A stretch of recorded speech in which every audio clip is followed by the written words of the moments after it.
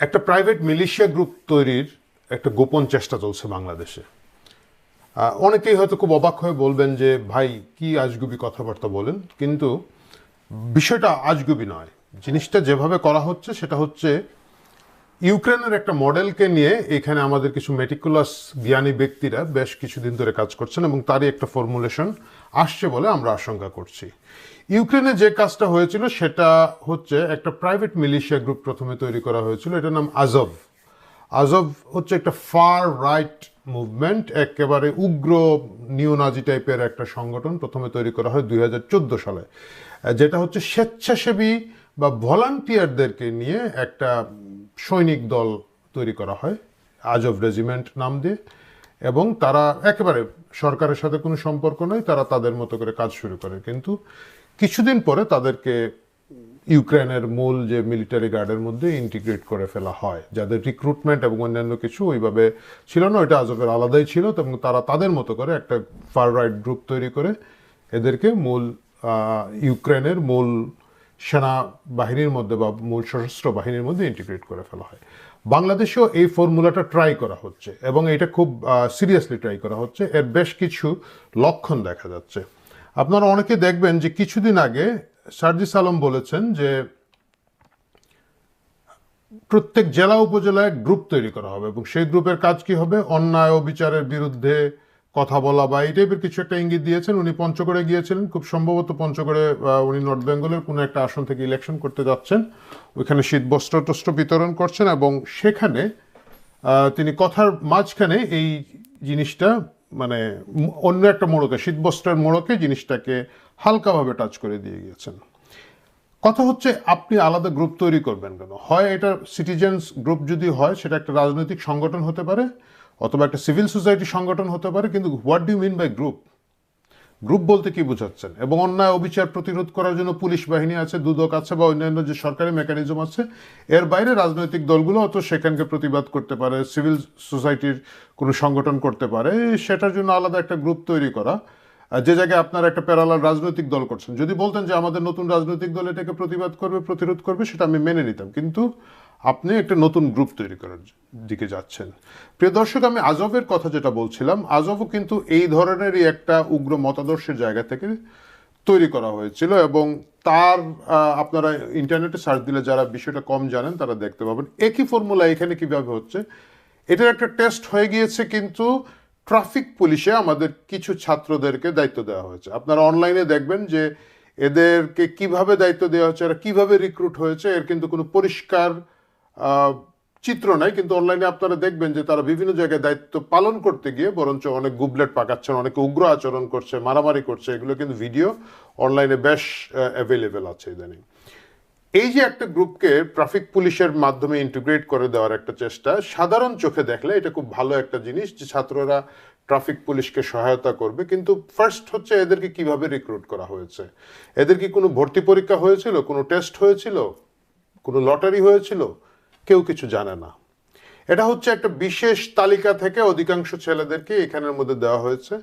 এক, দ্বিতীয় হচ্ছে এখানে যে সংখ্যক দেওয়া হয়েছে বলা হচ্ছে আদৌ সেই সংখ্যক দেওয়া হয়েছে নাকি এরা বদলি করে করে এইখানের মধ্যে ডিউটি করেন, সেটা কিন্তু বেশ ফিসফিস আছে। এটা ফিসফিস থাকার লজিক আছে। ওনারা যখন অনেক মাস্ক পরে ডিউটি করেন, যেটা দেখে মনে হয় রাস্তায় ধুলাবালির ব্যাপার আছে, কিন্তু আদৌ সেটা একই লোক কিনা না, এই সন্দেহের জায়গাগুলো তৈরি হয়েছে।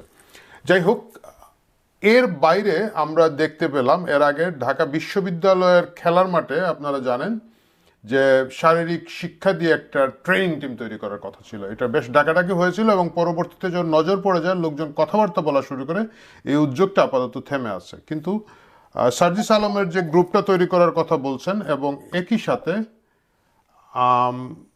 অন্যান্য বিভিন্ন লক্ষণ দেখে বোঝা যাচ্ছে যে একটা আজব টাইপের একটা বাহিনী করার কোনো একটা ষড়যন্ত্র এখানে হচ্ছে।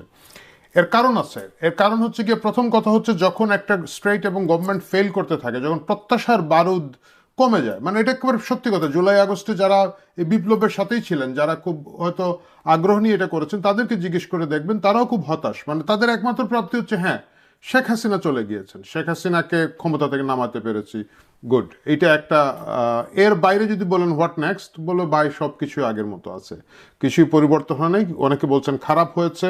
আমরা দেখেছি কিছুদিন আগে আমার দেশের খুব সম্ভবত নির্বাহী সম্পাদক বা বড় একটা পদে ছিল, উনি তো চলেই গেলেন, যে কিছুই হয় নাই বরঞ্চ অবস্থা খারাপ হয়েছে বলে উনি চলে গেলেন। এইভাবে এই যে ফ্রাস্ট্রেশনের জায়গাটা তৈরি হচ্ছে, তরুণরা চাকুরির জন্য এই আন্দোলন শুরু করেছিল, এই আন্দোলনটা শেষ পর্যন্ত নতুন কর্মসংস্থান তো তৈরি করতে পারেইনি, বরঞ্চ এক্সিস্টিং অনেকের চাকরি চলে যাচ্ছে বেসরকারি খাতের মধ্য দিয়ে এবং ইকোনমি সামনে একটা বেশ প্রেসারে পড়ছে। এই যখন অবস্থা হবে তখন এই হতাশ তরুণদেরকে খুব স্বাভাবিকভাবে রিক্রুট করে ফেলা সহজ। কিছুই না, যদি আপনি বলেন যে সে 10,000 টাকা করে দিব, আপনি কিন্তু 10,000 টাকা মাসে দিয়ে আপনি 20,000 লোককে যদি চাকুরিতে নিয়ে নেন, এই পরিমাণ টাকা দেওয়ার মতো সিআইএ বা অন্যান্য সোর্সগুলোর আছে এবং তারা খুব সহজেই দিতে পারে। এই ফ্রাস্ট্রেশনের জায়গায় প্রথম কথা হচ্ছে একটা উগ্র জাতীয়তাবাদী লড়াইয়ের জায়গা তৈরি করে রাখা। সেই জায়গা তৈরি করার কিছু লক্ষণ আমরা ঢাকা বিশ্ববিদ্যালয়ে দেখতে পাচ্ছি, পাহাড়ি ছাত্রদের উপরে আক্রমণের কারণে দেখতে পাচ্ছি, আমরা দেখতে পাচ্ছি এখন বাম ছাত্র সংগঠনগুলোর বিরুদ্ধে লেগেছে। এবং কারা লেগেছে, আপনি কিন্তু এখানে শিবির বা অন্য কোনো ছাত্র সংগঠনকে চিহ্নিত করতে পারবেন না, সাধারণ ছাত্র জনতা।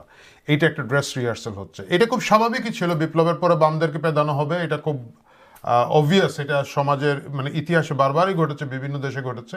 কিন্তু এই টেস্ট রানটা এই মুহূর্তে হচ্ছে। এই যে ফ্রাস্ট্রেটেড তরুণ সামনে যারা কর্মসংস্থানের মধ্যে যেতে পারবে না, তাদেরকে এখানে নিয়ে নাও, তাদেরকে কন্টিনিউয়াসলি উত্তেজনার মধ্যে রাখা, একটা শত্রু চিহ্নিত করা, বামরে মার, ডানরে মার, অমুকরে মার, তমুকরে মার, এই প্রক্রিয়ার মাধ্যমে করে করেই কিন্তু এদেরকে ক্ষমতায় টিকে থাকতে হবে। যদি আজবের মতো একটা বাহিনী তৈরি করা হয় বা মিলিশিয়ার মতো একটা বাহিনী তৈরি করা হয়, সেটা বাংলাদেশের জন্য খুবই খুবই খুবই খারাপ একটা জিনিস হবে। সো সব কিছু বিবেচনা করে আমার কাছে মনে হয় সরকারে যারা আছেন বা অন্যান্য সেক্টরে সেগমেন্টে যারা আছেন, তারা যদি বিষয়টার দিকে নজর রাখেন তাহলে আমাদের জন্য ভালো হবে।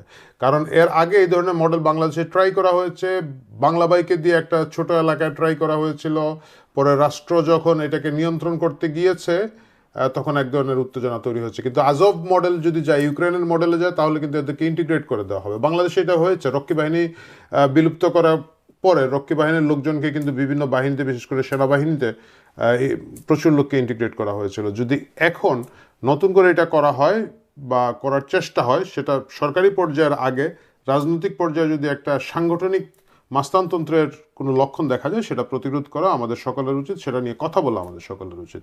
প্রিয় দর্শক, অনেক কথা বলে যায় যেটাকে আপাতত মনে হয় যে অসম্ভব, আপাতত মনে হয় খুব খারাপ, কিন্তু পরবর্তীতে দেখা যায় আর অনেক কিছুই কিন্তু বাস্তব হয়ে যায়। এই এক অদ্ভুত দেশ, এখানে যেটা আমরা বিশ্বাস করি না সেটাই ঘটতে দেখা যায়। সুতরাং সতর্ক থাকি, কথা বলতে থাকি। ভালো থাকুন।